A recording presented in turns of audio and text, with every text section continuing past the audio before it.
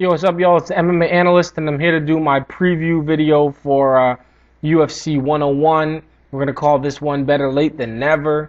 We're going to go from the preliminary card. I'm just going to run through it real quick. Then I'm going to go through the main card. I'm going to say it again real quick. Then I get to the main two belts. We're going to talk about those main two belts mostly. All right, so undercard, we got Jesse Lennox versus Danilo Villafort. I'm going to go for Villafort by submission. We got George Roop versus George Sotiropoulos. I'm picking Sotiropoulos by decision. Matt Riddle versus Dan Kramer. Let's go. I'm going Matt Riddle by decision. Talis Latis versus Alessio Sakara. Whew. They got mad at Talis Latis. He got title shot, and then he got straight dropped to the bottom and put up against a guy that he better not flop on his back against. And I don't think he'll feel he'll need to. And I think he will get a submission in the first round. Tamden McCrory versus John Howard. This is a tough one here, but I'm gonna go John Howard by decision. And then Shane Nelson versus Aaron Riley. I'm gonna go Shane Nelson by decision. All right, so undercard, a lot of decisions from what I see, and I'm not really seeing anything different on the main card. Josh Neer versus Kurt Pellegrino. This is a good fight. Both guys, vets in the game. Josh Neer, he's 25 wins, 7 losses. His most recent losses to Nate Diaz. His most recent win is against Mac Danzig. He's got wins over Din Thomas. He's got losses again, to Nick Diaz, but he hasn't really lost anybody, that wasn't a Diaz other than Mark Miller, for like the last 2.5 years. Anyways, he's a pretty good fighter. He trains, he's a Militech guy. I'm not exactly sure what's going to go on with this fight. All I know is that he's fighting Kurt Pellegrino. He's 13 wins, 4 losses. He also has a loss to Nate Diaz. He also has a loss to Joe Stevenson, and he's got a loss to Drew Fickett. Back in 2004, he's got a loss also to Katauka. But other than that, he's got a much more UFC oriented career. He spent most of his time in the recent years in the UFC. He's fought some pretty tough guys in Thiago Tavares, Nate Diaz, Joe Stevenson. So he's had some tougher fights, I believe. I do think this will go to a decision, but in this fight, I'm going to go with Josh Neer by decision. I don't think it's going to be, much of a ground game thing. It's going to be, or at least not really people going for submissions and stuff. It's just going to be a scrappy match, back and forth, but I do believe Josh Neer will take the decision. Now we've got Kendall Grove versus Ricardo Almeida. Another situation where jiu-jitsu dudes that just seem to be falling. I remember when Almeida was the dude, they were like, Almeida's going to be he's just the basically, you thought Almeida was going to be, forever what Maya is right now, but he stepped away from the game. He's back in the game. And right now, he's coming off a win over Matt Horich. It wasn't that great a win at all. It was a decision win, not an exciting fight. He's got a loss before that to Patrick Cote in a fight that I thought that he was going to win. But like I said, it was a situation where, he left MMA since 2004, came back in 2008, submitted Rob Yunt by guillotine choke, and then I figured he'd go into Patrick Cote and be able to do his thing, and he looked terrible, lost that fight. Patrick Cote did handle his business, though, in staying away from the ground game as much as he could.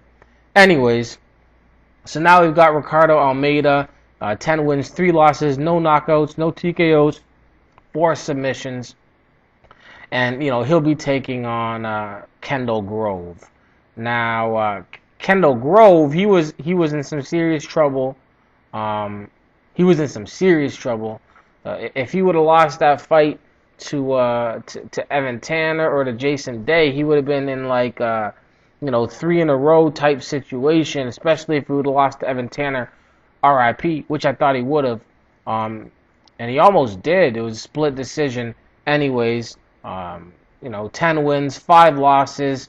Nasty, brutal knockout loss against Jorge Rivera, who just came in, put him up against the cage, pounded him off the knees, and he stood up, pounded him off the...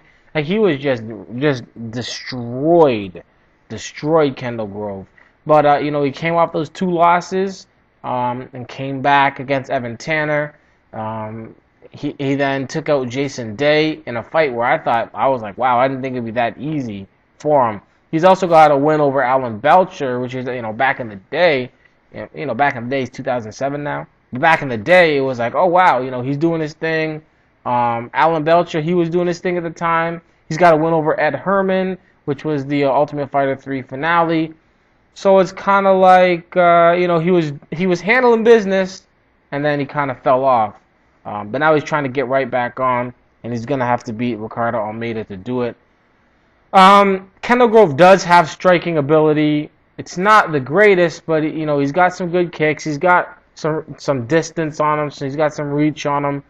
Ricardo Almeida literally has almost no stand-up game. So this is going to come down to, Kendall Grove just keeping it on the feet. I don't think he needs to be too experimental, or he doesn't have to explore the game much here. Keep this fight on the feet. If it goes down to the ground, don't get submitted, stay out of trouble, and I think Kendall Grove should be able to pull off a pretty boring decision with this one here. Amir Sadallah versus Johnny Hendricks. Amir Sadallah 1-0. We know about him what we know about him. He beat CB Dalloway twice, once in the house, once in the finale, both of them by armbar. He's training with Extreme Couture. He's 28. He is real annoying on those any UFC things that he has anything to do with.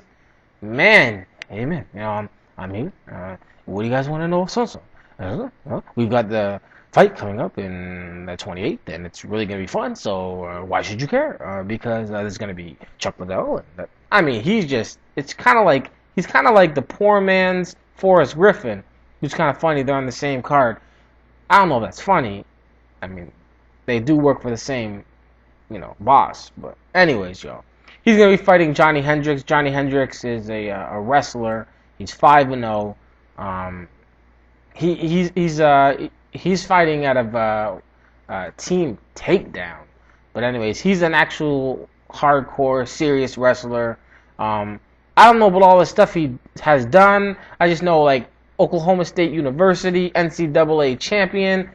That's all I know. I just know that he's handled a lot of dudes wrestling. Now he's doing it in MMA, and he's coming out here, 5 wins, 3 knockouts, 1 submission.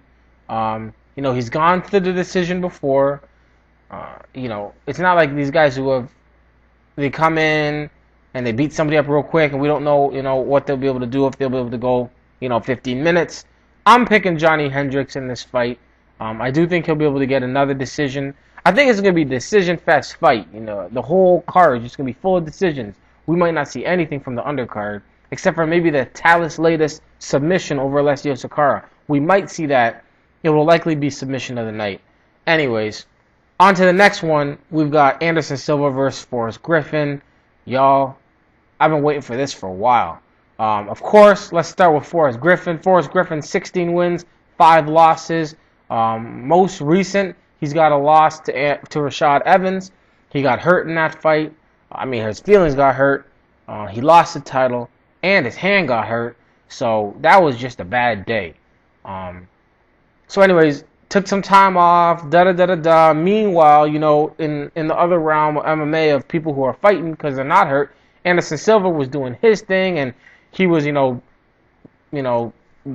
mind tricking Patrick Cote's knee to give out, and pushing over Talis latest again, just with his mind. Bam, Talis latest falls to his back. That's what I believe happened, by the way. I don't even think that Talis latest was falling back. I think Anderson Silva was just kind of like, like the pastors. They just were like, fall. You know what I mean? But anyways, Forrest Griffin lost his title to Rashad Evans. Before that, he beat Quentin Rampage Jackson, which everybody thought, pretty much everybody who had been watching serious MMA for a while, thought that he had no chance. Before that, Mauricio Shogun Hua, he beat him. Everyone thought he had no chance. And then prior to that, it was kind of like the reason we didn't think he had a chance was because he only had wins over like Hector Ramirez and Stephan Bonner. You know what I mean? He had, he lost to Keith Jardine. He lost to Tito Ortiz like back in 2006. He had wins over Elvis Sinisek and Bill Mahood, and so like all that stuff, like it's not really impressive. His Chael Sonnen victory back in like 2003, and his win over Jeff Monson back in 2002, that was impressive. Travis Fulton, I'll give it to him, but after that, Elvis Sinisek and Stephan Bonner and Bill Mahood and Hector Ramirez and a loss to Keith Jardine, that does not make me think that you're going to come out here and beat Shogun Hua or Quentin Rampage Jackson. But he did it both. And now, with what he brings to the table, which is mostly heart, size, and able to just take a beating, and also he's got 7 submissions, 3 knockouts. He's bringing that to the table against Anderson the Damnderson Spider Silva. Anderson Silva, he's got 9 wins in a row in the UFC. Overall, he's 24 wins, 6 losses. His losses, he hasn't had a loss since his disqualification upkick to Yushin Okami. Before that, he had the flying scissor heel hook loss to Ryo Chonin. He lost in like the worst fight he's ever fought to Takasi, and then he lost his first fight ever to Luis Azevedo. But other than that, this man has just been beasting on dudes. Pound for pound, number two, we got Fedor at number 1. I don't care if he's in Strikeforce, still number 1. Anderson Silva number 2, and then George St. Pierre number 3, and then BJ Penn number 4. But anyways, you might want to put Torres in there somewhere, maybe number 5. Anyways, y'all, like I said, he's pushing over Talis Latis. He done broke Patrick Cote's legs all up. He put a smile on James Irvin's face. He choked out Dan Henderson. Broke Rich Franklin's nose. Freaking TKO Nate Marquardt. Triangle Travis Lutter. Broke Rich Franklin's nose the first time. Smashed Chris Lieben. Reverse up elbow to Tony Fricklin. Like, y'all, this is some craziness. He does not repeat. The only repeat in there is that he had to bust up Rich Franklin's nose twice. But other than that, he just basically rear naked choke, triangle, knees, punches, elbows. Like, it's crazy. And then he even beat Yushin Okami with the illegal upkick. Even though he lost it, he's still, it's still an upkick. It's still another strike. Anyways, what does he bring to the game? One of the fastest dudes, definitely. He's one of the fastest at 185, so at 205, he's definitely a beast. He brings entertainment when he wants to. And you know what? I'm just going to go out on a limb right here.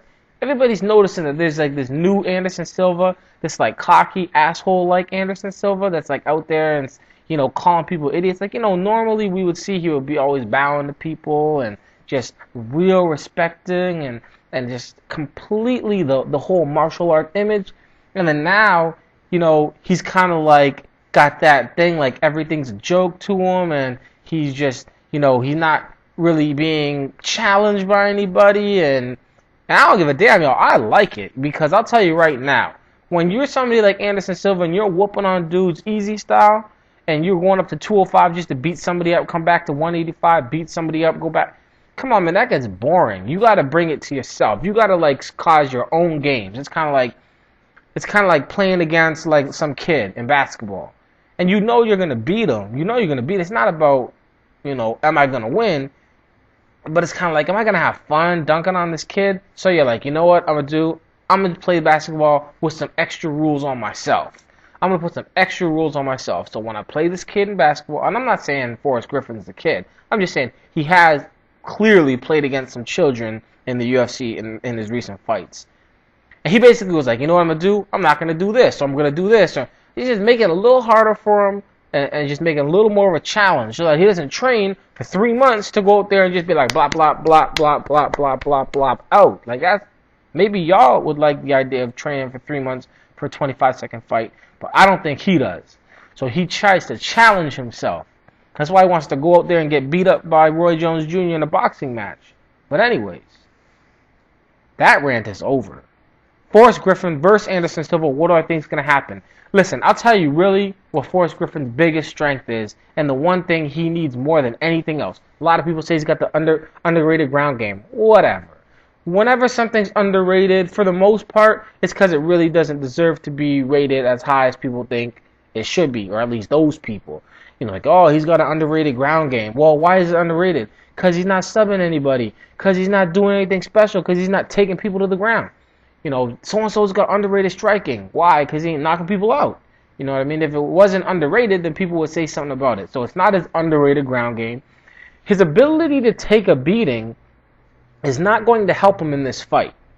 He does not need to take a beating. Not an Anderson Silva beating. Yeah, he can take a Stephen Bonner beating. You know, he can... You know, he didn't take a beating against Rampage. He didn't have to take a beating against Shogun. You know, he doesn't. It's not about taking a beating. That's not what he needs here. You know what I mean? So that's not going to help him win a fight. His striking is definitely not going to help him win this fight. I mean, he could win the fight with strikes if certain things did occur. But that's not going to be the way to win this fight. And y'all are going to hate me. A lot of people are going to be like, oh, man, you disrespecting dude. And if homeboy, you know, pulls out the win, then I can just come up on him and be like, there you go. You know, I put my stuff out there. He threw it back. You know what I mean? Now I got to, you know, pick myself up. It's all good. No big deal. The thing Forrest Griffin needs to win this fight is for Anderson Silva to do what the other top competition Forrest Griffin has faced has done. And let me explain it like this. Forrest Griffin, again, his ground game is not amazing. His stand-up's not amazing. He doesn't look like he's in, you know, Adonis-type shape. He just looks like a dude who likes to fight. And people underestimate him. Hell, I'm doing it right now. I am underestimating Forrest Griffin right now. You know what I mean? I don't think he has a chance. Vegas doesn't think he has a chance. You know, when you put out Vegas and spreads and stuff like that so that people put bets out, you want to make it so that you don't lose money. Vegas right now has Anderson Silva at minus $500. 500 minus 5. Minus 500, y'all. That's huge. That's like the same as when George St. Pierre fought Matt Serra the first time. Vegas is not giving him a chance. Not a hope. So much so that they're saying, yo, we'll give it so that it's minus 500. That's if you bet $500, you will win $100. And if you bet $100 and Forrest Griffin wins, you'll win $300 because he's plus 300. So he is completely over and over underestimated. I'm doing it right now. You know what I mean? I'm doing it right now. What he needs Anderson Silva to do is underestimate him. Mauricio Shogun, who came out with his knee broken all up, he couldn't, you know, he didn't train. He was, you know, getting married, doing all types of dumb stuff that you shouldn't do when you respect your opponent. You think that Shogun would have done all that if he was fighting Rampage? Oh, I'm fighting Rampage. Let me go move my house. Let me go on vacation. Let me go on a honeymoon. Let me not train. Let me not get a surgery on my knee so that I don't limp on a day-to-day basis just getting groceries. You think he would have done that if he was fighting Chuck? We saw what he did with Chuck. He trained for Chuck. I'm not saying that this is Forrest Griffin's fault. I'm just saying that that's what top competition does. They underestimate the dude who just looks goofy and acts goofy. I think Forrest Griffin does it on purpose. He purposely, I mean, he has that persona. He always says he's not that good. I don't disagree. He always says he'll fight anybody. I completely agree. And he says he's there to scrap. I completely agree. But when you're like Rampage and somebody's like, I'm not that good and I'm there to scrap, and Rampage is like, well, I am that good and I'm there to whoop your ass, he will underestimate you as well. And that's what Rampage did. Rampage came out. I don't believe he properly trained for that fight. And I'm not taking anything away from Forrest Griffin's game. Because fighting is fighting. And if you don't come to the game to fight, then likely you can get your ass beat, or you can get choked out like Shogun did, or you can get your legs busted up like Rampage did. So, Forrest Griffin does what he does. And what he does best, I believe, is cause other people to chill out. To think, oh, I'm going to beat this dude. He's just a tough one winner. Oh, Shogun might have beat him, but she might have beat Shogun, but he's not going to beat me on Rampage. Then he beats Rampage, right? So now he's coming off a loss to Rashad Evans. Rashad Evans is coming off a devastating massacre to Lyoto Machida. Lyoto Machida trains with Anderson Silva. Anderson Silva can't think that Forrest Griffin is all that great. He can't. He's been that he's that new, or at least the real. Either he's new or the real. Either one, he was posing so that he could get a whole bunch of fans, and then now he's like, I'm real now. I got 9 wins. I don't need y'all. I can just do what I want, and I can be cocky. I don't mind it. He ain't gonna lose me as a fan. So he's there doing that. I don't think that he's gonna come into this fight like, oh man, I'm so worried. His belt's not on the line. He consistently talks about he's gonna lose. It's gonna happen sooner or later. I'm gonna lose. If somebody's gonna beat me up, it's gonna happen. Everybody wants to beat me up, so it seems like he's comfortable with the idea of himself losing. With all that said, I still don't think it matters. Anderson Silva is gonna come out there, I believe. He's gonna put on a nasty 4-minute version of the Chris Lieben fight. Simple as that. Chris Lieben can't take a beating like Forrest Griffin can. Forrest Griffin knows just as well as most other people know. The UFC was like, yo, Anderson's going out here. He's not respecting his opponents. His opponents are afraid of him. We need to find a guy that's not afraid and will bring a fight to Anderson Silva so that Anderson Silva, our champion, can look impressive again. Who is that? Who is somebody who will bring a fight all the time, put it out on the line, fight his ass off, fight with 150% of his heart, and likely make Anderson Silva look like a killer? Well, big ass, much slower, Forrest Griffin. And that's what I think is going to happen. 4 minutes into that first round, Forrest Griffin's going to drop, and he's not going to get back up. And it's going to be swollen all over, bloody swollen. If that doesn't happen, then it will be because it'll be because Anderson Silva is doing some more of that play around foolishness that he's been doing. And I'll be honest, I don't know if I'm ready to see him continue to just play around with people. He needs to go out there and handle his business. That's why they brought Forrest Griffin here. He's going to do his job. Now you do yours. P.S. A lot of people are saying that Forrest Griffin is going to try and take this to the ground. I don't really disagree. It could very well happen. But I don't think it's going to be a situation where he just takes him to the ground and holds him.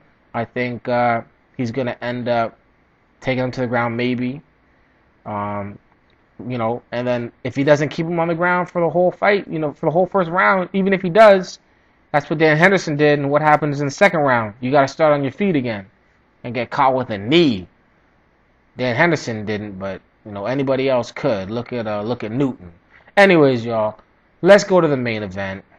We've got BJ Penn versus Kenny Kenflo Florian. I didn't say anybody's nicknames until Kenny. And that's the worst nickname on the card, possibly. Anyways, Kenny Florian, he's got 11 wins. He's got 3 losses. He's got 7 submissions. His only 3 losses are to Diego Sanchez back in the Ultimate Fighter 1 finale back in 2005. We've got his loss to Sean Shirk. And he has a loss to Drew Fickett in only his 3rd fight. But he's definitely improved vast. He's been handling business. Who wants to see people finish fights? He went out there, he finished Mishima, he finished Robinson, he finished Din Thomas, he finished Joe Lozon, he almost finished Huerta, and by that I mean Huerta said I quit. That's a real finish. Like, anybody can make people quit, in a cage, but can you make them quit stepping into the cage? Huerta does have 1 more fight on his contract, which I believe is the only reason he's fighting, or he'll just be Hollywood all day, and I can't hate on it. But anyways, then he went out there and just demolished Joe Stevenson. So he's been handling his business for a while. He's been looking good. He wanted that title shot. The last time he got the title shot, It was against Sean Shirk. It was for the vacant title shot. This time he's taking on BJ Penn. He's a black belt. He's 33. Kenny Kenflo? You 33 years old and you got a nickname Ken. Listen, if your nickname is Kenflo, you can be Kenflo maybe when you're like the Barn Cats age, or maybe when you're like Kenny, 22-year-old Kenflo. But when you're 30, like imagine he keeps fighting. He's 40 years old, and like Randy Couture is like the natural. You know what I mean? And he's got all these. And he's Kenflo. You can't be Kenflo, 33 years old and Kenflo, looking like that. Looking like Zoolander. But anyways, he's got good kicks. He's got good strikes. He's got long reach. He's got a black belt in jiu-jitsu. He's focused. He's winning 1, 2, 3, 4, 5, 6 in a row, and not 6 over bums. 6 over people like Joe Stevenson and Joe Lozon and I guess Din Thomas and Roger Huerta. But anyways, the point is he's here and he's serious. And he keeps talking about trying to slay the master, trying to kill the master. And we're talking about the master, of course, BJ Penn. BJ Penn, 13 wins, 5 losses. Now, we got to look at these 5 losses, though, because it's a little different than what you would expect when somebody has 5 losses. He's like, well, who did he lose to? Well, let's take a look. Jens Pulver, UFC 35. That was for the lightweight championship. That means he weighed in at around 155. Or at 155, but definitely not over 155. His next loss was to Lyoto the Dragon Machida. The light heavyweight champion. BJ Penn was probably around 195 pounds at that time. Lyoto Machida was probably around 215, and they fought to a decision. And, BJ Penn was like, he didn't do that to me. Like, after Lyoto Machida just jacked up home dude, Rashad Evans, BJ Penn jumped up and was like, he didn't do that ish to me. We went to a decision. I fought like a champion. Anyways, then his next loss was to Georges St. Pierre. That was the fight where he made Georges St. Pierre's head look like, he got ran over by like the bulls in Spain, And then he lost the next 2 rounds because he gassed. But that was at 170. Then he lost to Matt Hughes. Again, that was at 170. And then his next loss was to Georges St. Pierre. And not the first Georges St. Pierre. We're talking about this new and improved beast of a man, Georges St. Pierre. So, we got 5 losses. 4 of them aren't even in his weight class. His last time he lost to somebody who weighed 155 pounds was when he was 3-0. And he lost to Jens Pulver back in the year 2002. Since then, he beat Matt Serra. He beat Takanori Gomi. He beat Matt Hughes. He beat Dwayne Begg Ludwig. He beat Rodrigo Gracie. He beat Renzo Gracie. He beat Jens Pulver again. Beat Joe Stevenson. Beat Sean Shirk. So, I'm going to just make it quick, all right? BJ Penn's ground game is better than Kenny Florian's. There's no question about it. His stand-up is better, but Kenny Florian has the reach advantage, and he has much better kicks. Ken Florian is not probably going to be trying to take this to the ground. So it's probably going to be a stand-up match until somebody doesn't want to stand up anymore. I think that person will be Kenny Florian. Kenny Florian's going to want to take it to the ground when it starts getting his face jabbed up. When that happens is when the real hurt begins. I believe that he will start wanting to take this fight to the ground near the end of the first round. He will get dominated near the end of the first round. Second round, we will repeat what happened in the first round, and then he will be submitted somewhere in the second round. I believe by rear naked choke. BJ Penn's not really great off of his back, and by that I mean you don't see him doing Shinya Aoki, jumping guard, pulling guard, doing all types of stuff, and pulling off triangle chokes, whatever. What he does is he hurts you, and then he takes you down, and then he taps you when you're dazed. BJ Penn, I believe, will win this fight late second or mid-third round submission. It's a pretty good card. Definitely interested in this Anderson Silva Forrest Griffin fight. Amir Sadala, we'll see what happens with him. Kendall Grove, he's got to get a win. I think if Almeida loses this fight, I don't know really what he's doing that much at 185. Like what is his impact on the division? They've got a lot of guys. They're not going to cut him just because he lost, 2 out of his last 4 if he loses this, but he needs to win. UFC 101, pretty good. UFC 102, really good. Damian Maia versus Nate Marquardt. That's the one I want to see the most, unless you include Randy Couture versus Antonio Rodrigo Nogueira, which is a dream fight. Even though, they're a little older, it don't matter. Randy's always been old, and Nogueira is really only 33, but he looks like he's older than Randy. He might be older than Randy's grandpa by appearance. Then you got Keith Jardine versus Thiago Silva. You got Brandon Vera versus Krzysztof Sosinski. I can't hate on that card at all. So anyways, 102's coming up. We got Strikeforce on August 15th. I think we got this is a good month of MMA, y'all. I don't know how the video was, Like I said, I just wanted to run through the early ones because I knew my breakdown of that Anderson Silva thing was going to be a little long. And there's a lot of stuff I wanted to say. Had to say it. Hope it was okay, y'all. MMA Talk.tv. Dude's handling his business, man. Check out the site. MMA, y'all. It's important. Peace.